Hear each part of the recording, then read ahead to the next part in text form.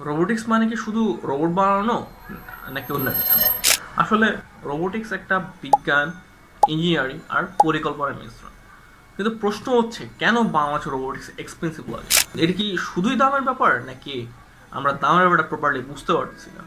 একজন যদি robotics practice করতে যায় তাকে এখানে বিভিন্ন এক্সপেন্সিভ কম্পোনেন্টস সহ বেশ কিছু জিনিস নিয়ে কাজ করা লাগে, যেটা আসলে একটু এক্সপেন্সিভ মনে হতে পারে, কিন্তু এটার কয়েকটা কারণ আছে, সেগুলো তুলে ধরবো এই ভিডিওতে।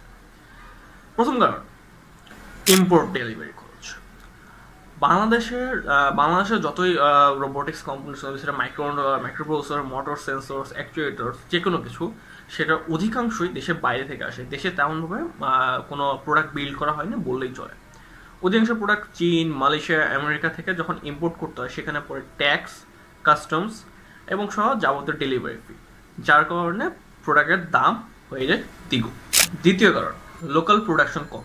বাংলাদেশে এখনো বড় আকারের রোবোটিক্স কম্পোনেন্ট তৈরি করা হয় না। আমরা শুধু অ্যাসেম্বল করি, প্রোডাক্ট বানাই না। যদি আমরা নিজেরাই সেন্সর, মোটর, পিসিবি বা মাইক্রোমোটর তৈরি করতে পারতাম, তাহলে খরচ আমাদের অর্ধেকের কম হতো। তৃতীয়ত, রিসার্চ ও এক্সপেরিমেন্টাল খরচ।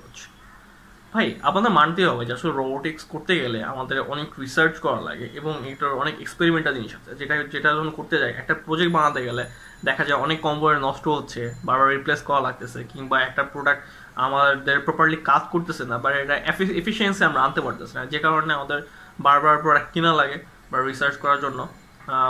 প্রোডাক্ট কিনতে গেলে আমাদের ডেলিভারি খরচ এবং যাবতীয় যে কস্টিংগুলো আছে সেগুলো এমনিতেই বেড়ে যায়।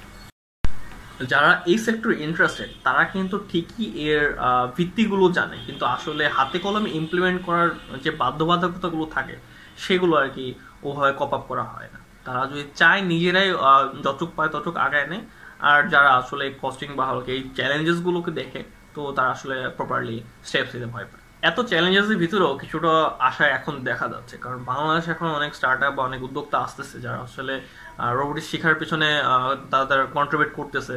অনেকেই প্রোডাক্ট ইম্পোর্ট এক্সপোর্টের ব্যবসা শুরু হয়ে গেছে, বা এই সেক্টরে তারা যথেষ্ট অ্যাক্টিভ আছে। তো আসলে আজ থেকে যদি 5 বছর কথা বলি, আস্তে আস্তে দেখা যাবে যে আমাদের প্রোডাক্টগুলো যখন এগুলো অনেক বাজার সচল হচ্ছে, কম্পিটিশনস আসছে, তখন দেখবেন যখন বেশি কম্পিটিশন চলে আসবে, তখন একটু দামগুলো কমে যাবে প্রোডাক্টের, আর রোবোটিক্স করাটা ইজিয়ার হয়ে যাবে।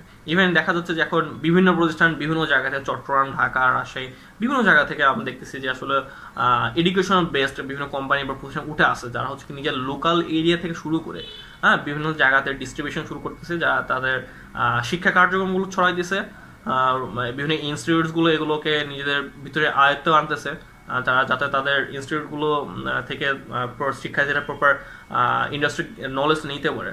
তো এখানে যদি দেখি, আর এর পাশাপাশি হচ্ছে রোবোটিক্সের বেশ কয়েকটা স্টার্ট আপ, যেগুলো হচ্ছে আসলে R&D বেসড স্টার্ট আপগুলো আছে, বা হলো কি রোবোটিক্স তারা প্রপারলি প্র্যাকটিস করে এই এই প্রচলনটা দেশের বাইরে পর্যন্ত নেওয়ার চেষ্টা করতেছে।